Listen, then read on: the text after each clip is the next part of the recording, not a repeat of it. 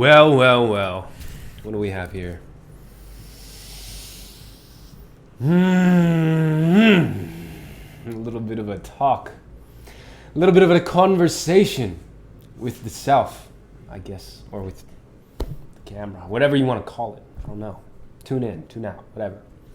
So, what have I been thinking about? Well, to be honest, I don't think I've been thinking very much at all. Past 2 weeks, even months, I probably have just been thinking about things that are dreary and not vibrationally a match to me currently. So why even go into them? Let's go into what I'm thinking about now. Okay. I'm thinking about, I'm blossoming. I'm like this seed planted in this gravel and this dirt, and I just feel myself beginning to flower, if that makes sense. Like you can see, I can feel my excitement. Okay, I'm excited about my next season. I'm excited, I'm driven, I am convicted. And this is really how I feel. I'm trying to be as honest as I possibly can. All right, well, I'm not, and that's another word that I'm working on right now that somehow slipped its way into my vocabulary. So I rebuke it, out it goes. Trying, right? I'm doing it. I'm making it happen. I'm taking it on, I guess you could say. See, that's another phrase, I guess you could say. I'm going to get that out of there too. And see, this is the type of thing that I've been working on recently with my language and with my vocabulary. And I am so excited to grow my body, my mind, my intellect, my spirit, my soul. And what I've realized recently, oh my goodness, okay, earlier today I read this passage. I'm going to go grab it. It's in this book. This book is called The Imitation of Christ by Thomas A. Kempis. It's a long one, so hold out. It's good though. On the gratitude for the grace of God. This is good. This is really good. Like incredible. Oh my God. Why do you look for rest when you are born to labor? Aim at a patient endurance rather than consolations. The carrying of the cross rather than a happy life. For what man is there, even among worldlings, who would not gladly welcome consolations and spiritual joys if he could always possess them? For spiritual delights are better far than all the delights of the world and all the pleasures of the senses. All worldly delights are either paltry or shameful. Spiritual delights alone are both delicious and honorable, being the fruits of holiness granted by God only to the pure of heart. But no one can always enjoy this sweetness from heaven just when he likes, because the time of temptation is never off. A great bar to God's visiting our souls is a certain false independence and great confidence in ourselves. God does well in giving us the grace of consolation, but man does ill in not returning all to God with a thankful heart. It is because we are ungrateful to the giver and do not pour the whole back into the well from which it sprung that the gifts of grace cannot continue to flow into our souls. For the grace is always due to him who fitly returns thanks, and that is taken away from the proud which is given to the humble. I want none of that kind of consolation which takes any sorrow for sin, nor do I wish to have such lofty contemplations as might lead me to glory in myself. For not everything lofty is holy, not everything pleasant is good, not every desire is pure, not everything that we like pleases God, but I willingly accept that grace by which I may become more humble, more wary, and more ready to renounce myself.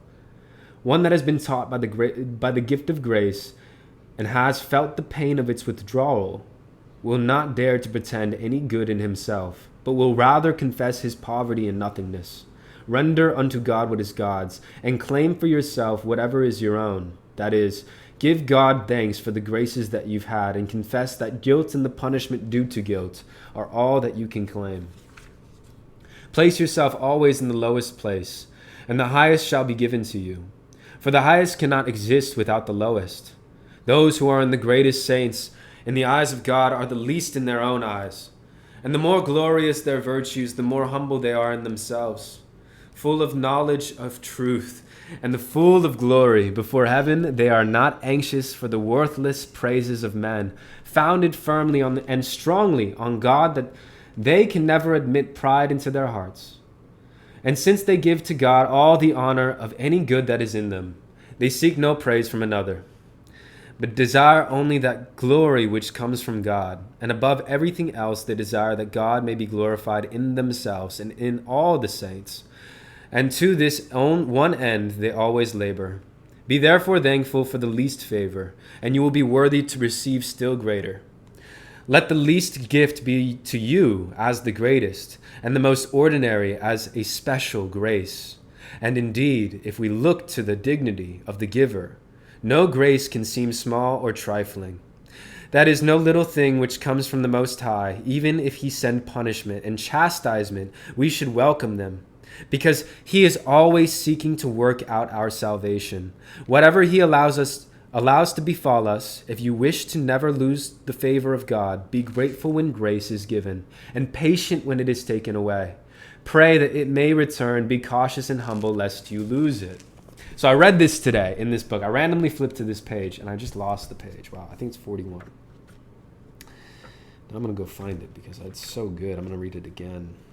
I tend to do that with books. Like, I'll read the same passage over and over again. But it seems that Spirit wanted me to read it to you, or to the camera here, and then lose it. So that's what I will do. Thank you. Thank you for allowing me to lose that so I can find another one.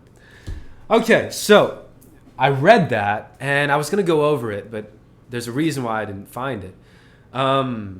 It really makes me look at the world in a different way, or it did when I read it the first time, and now as I'm sharing it with you, and this is why sharing is so important, guys. When you share something with somebody else, you get to receive it again through yourself, okay? And this is why I firmly believe in doing these types of videos. You know, no matter where you are in your journey, no matter what you're doing, you don't need to do these videos for anybody else other than yourself. Because when you share, you get it back, okay? And when you do readings for others, you get information, you get downloads. It's all coming back, okay? It all comes back to the self. When you share, you receive, and that's why it's so important to share. But okay, I shared that with you because I'm looking at my life right now, and I'm understanding it in sort of a new way. I'm like, okay, these things happened to me, and I was in these low places, but while I was in these low places, I sort of resented the low places. I wasn't grateful for the low places, as one isn't. But I'm realizing that, you know, to truly experience the fruit of the Spirit, and the fruit of the Spirit to me is this feeling within, this inner feeling of like glory and sanctity and peace and equanimity.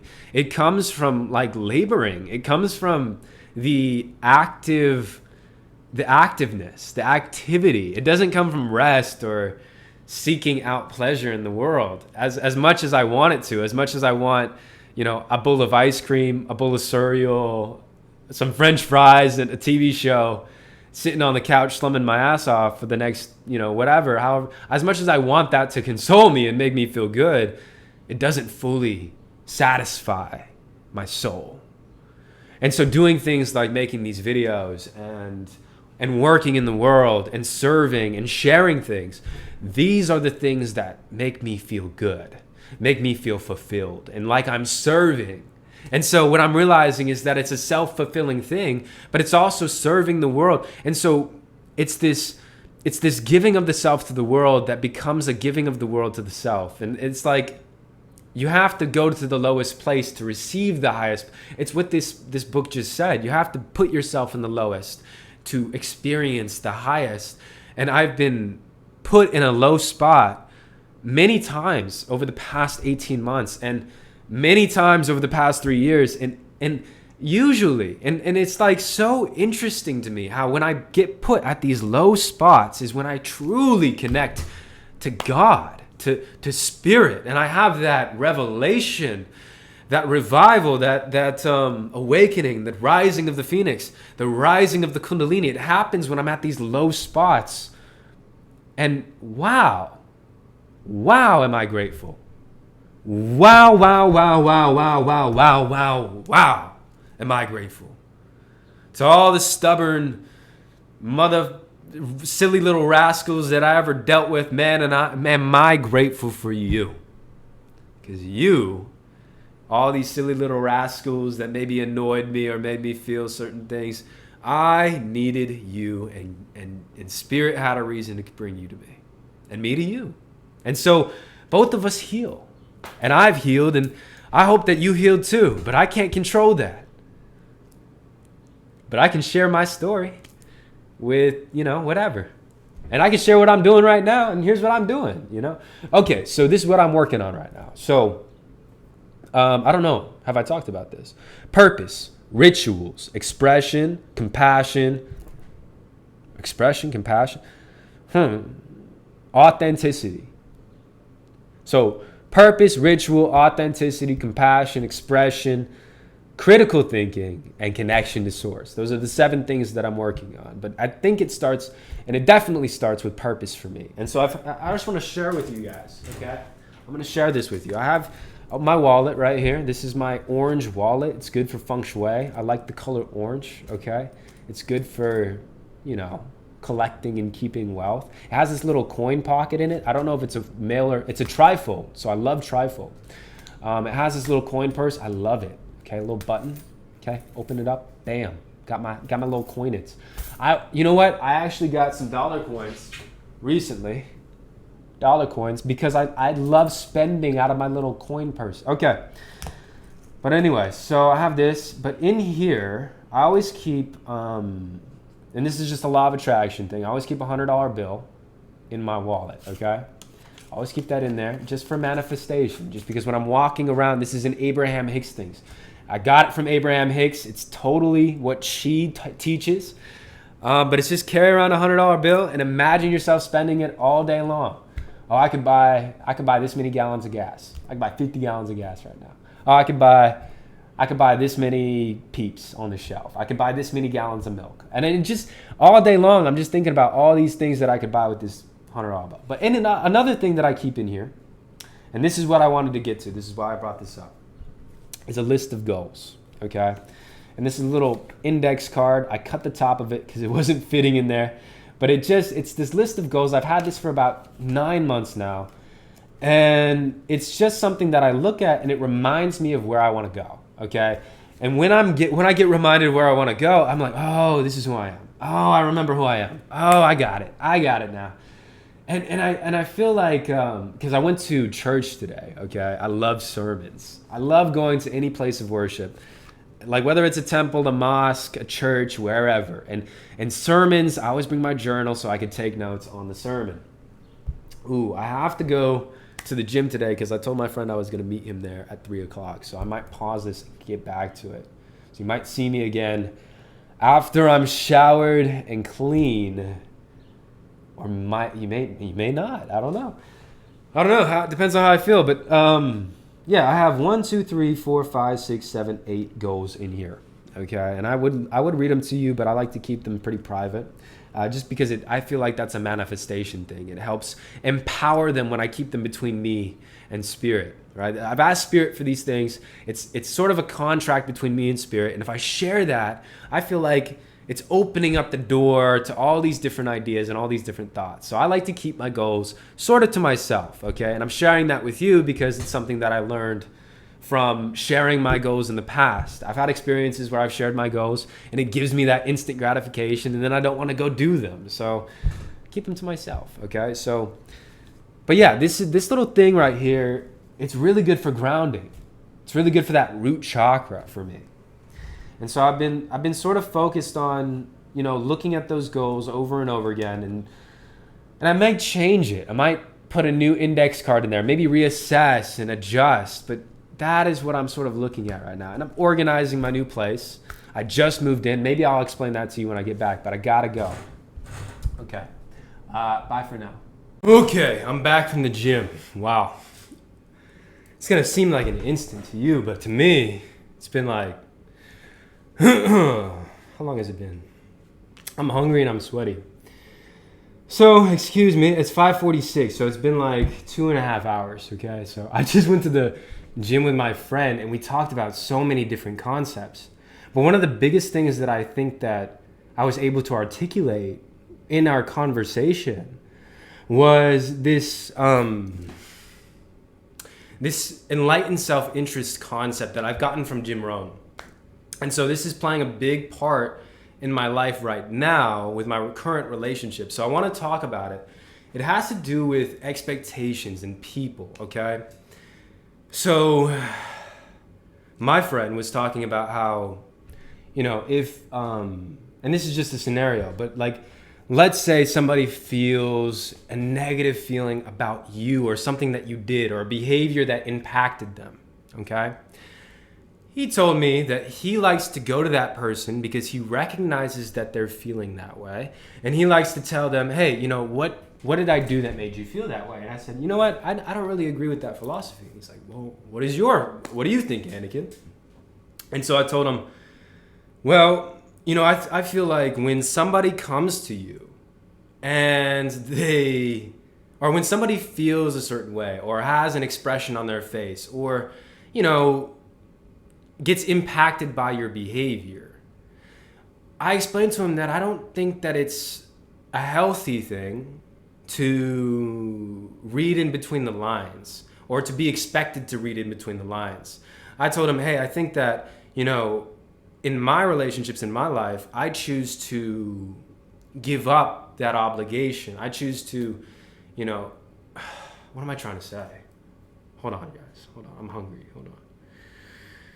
Okay, so what I said, it's like I am not going to go and inquire about, hey, I saw that you made that face. How did I make you feel? What I was explaining to him is I would rather that person carry their own emotional weight. And I was explaining that what that is when I go to them and I say, hey, what bothered you? That's me carrying the emotional weight of the relationship. And so what I was explaining is the boundary is, if they felt some type of way, they need to come to me. And so what I was explaining is the way that I set up my life is, and the way that I'm learning to set up my life through sharing this with you now and sharing it with him then, is I'm learning to set up my life in a way that's more self-interested, but enlightened self-interest. I don't want somebody to feel obligated towards me. If I feel something about what they did and I don't go to them about it, I don't expect them to come to me. I don't expect them to change the way that they are around me, okay? Now, I don't expect them to agree with me when I bring it to them, but at least I know that I have to bring it to them in order for me to get my feelings. I have to bring it to them and they have to bring their feelings to me in order to be independent and detached in relationship. Because I feel like and this is the vast majority of people the collective unconscious will expect somebody to recognize that hey, you hurt me, recognize that, come to me and ask me what's going on. Whereas enlightened self-interest for me is, if I got hurt from something you said, it is my duty, it is my responsibility to go to you and say, hey, you made me feel this way, okay? And I think I got my point.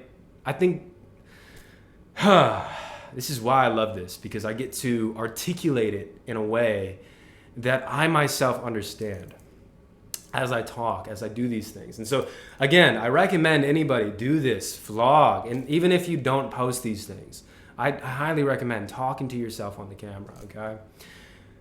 And so this concept of enlightened self-interest, it creates this community around me. And it will create a community around me when I work on it. And as I start to integrate it into my life by being more disagreeable, by setting my boundaries, by saying no to certain things. And if somebody expects or, feels like I should be obligated to something, I walk away.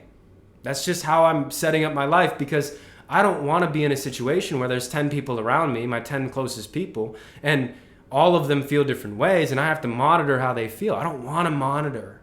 Okay, I'm highly empathic, so I already know how people feel. I don't want to keep that running in my mind. And what that does is it clears up all of this energy when I'm not worried about how anybody feels, because I know I can stay right where I am in my Empress energy and I can let them come to me because I've set my boundaries with my divine masculine already. Okay, I've already set that foundation. If you feel some type of way, you have to come to me. I'm not going to ask or inquire about why you feel what you feel. You have to come to me. And what that does is it puts me in a prime position. But it doesn't just put me in a prime position. It puts my friends in the same prime position, because I am going to do the same thing that I ask of them. And so it becomes this community of actually strong and independent, detached individuals, rather than a community of codependent people who need each other. And right, and it's this whole different concept. And I do not believe, like, what I believe about this, and I'm getting a little bit fired up about it, but I believe that this is the new world. This is the new earth that we're heading into. More detached, more independent. But there's always going to be people out there who believe differently and who disagree. And I completely am fine with it. I believe that we can disagree and also be in harmony. You can disagree with me and we can still be in harmony. We can still coexist. Now, the distance that we coexist at will probably be determined by the level of... Well, not really. Not really. I guess it depends. It depends on how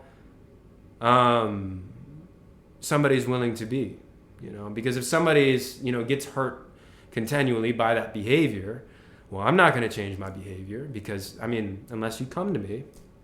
But that's the value, I guess. And so I guess this would be a value rather than a behavior. It's like I value enlightened self-interest. I value people who are independent and detached. That's my preference. Whereas I don't mind if your preference is codependency or your preference is to want people to read in between the lines with you. I don't mind that, and I believe that that's a way to experience life. Okay, I'm not condemning that. What I'm saying is that my preference is this. Okay, my preference is this. Now I'm going to the cards, but it was a really interesting conversation, and it kept leading back into itself. And so I just wanted to I wanted to talk more about it right here, to work it out in my mind. Because it's one thing for me to receive it from Jim Rohn, but it's another thing for me to really intellectually, to know it rather than just intellectualize it. Okay? And I've experienced enough emotional weight being put on me in my life to understand that I don't like that. I don't like it when I have to cater to everybody's emotions around me. I become the one carrying everybody's weight, and it becomes very draining, okay? And I feel like as empaths, if you are empathic as well, this is something that we do. We know how people feel. So we oftentimes are expected to read in between the lines because it's what we naturally do. As empaths, we read in between the lines.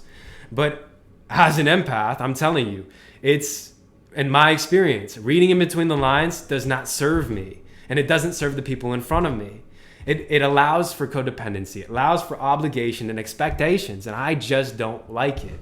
So to be expected to read in between the lines is not something that I like, or that I'm going to do at all with anybody I'm in a relationship with. Reading in between the lines, right? So what it is, and I keep on repeating myself. Let me slow down. Okay. Okay, so, and where that puts me is it puts me in a power position. It puts my friends in a power position, and that's where I like to be. It's my preference. Again, my preference is to be and to have others be in a power position, to give them their power, to have, and it's not even that. It's just like, even if in all areas of my life, other than relationship, improve. Because all of that energy that I spent thinking about, how are they feeling? I have to read between the lines, being hyper-vigilant. All that hyper-vigilant energy, that's your superpower as an empath. And you're using all that energy for hyper-vigilance when we could be using it. And this is what I'm working on in my life too. This is the third or fourth time I've shared this. But the more I share it, the more I ingrain it in my vessel. The more you share it, the more you'll ingrain it in yours. And one of the things that I love about Jim Rohn is he talks about being a student rather than a follower. We're not followers, okay? And this is what this independent, detached sort of way of looking at the world, the philosophy that I have is. We're not followers. We're students, okay? And so take what I have to say. Take what somebody else has to say. Go listen to Jim Rohn. Go listen to Tony Robbins and go listen to Abraham Hicks and all the Joe Dispenza and all the people and come to your own conclusions. But be convicted in your own opinion and in your own belief. And what that means is if you're going to put yourself out there, You know, it's important that you have a conviction and that you have a way that you see the world, I believe. Okay? And not to be so compliant as to be so drifting in all these different directions that we're adjusting the way our values with every different person that we're with. And as an empath, it can be easy to do that, to shapeshift, to be a chameleon, oh, I'm this way with this person, I'm this way with this person, I'm this way with this person because this person likes that, this person likes, and then it's this monkey brain happening in your head. And I don't like setting up my relationships like that. I like, you know, and this is my preference, and if you like it, take it, if not, whatever. To set it up where I don't gotta think about my friends. I'm not even obligated to talk to them every day, every week, whatever. If I feel them in my mind, and I feel convicted and empowered to go call them, then I will. And if they feel empowered and convicted to pick up the phone, they will. And that is a powerful conversation. But if I pick up the phone and I'm convicted, and they're not convicted, and so they don't pick up the phone, or let's say they're not convicted and they pick it up out of obligation. Well, if they don't pick up the phone, I don't care. Fine, that's awesome. I'm not gonna hold that against them. But if they do pick up the phone and they do feel obligated, that conversation is gonna be like, get off the phone.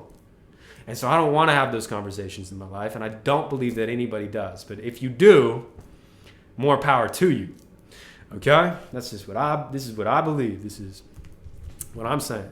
Okay. I guess I'm not really, and that's again, gotta watch my language. Gotta watch my language, guys. Language is so powerful and important. So powerful and important. Well, that's what I learned. I have to go take a shower, eat some dinner, and get back to my readings. So it's been a wonderful time. I've had a great time with you guys.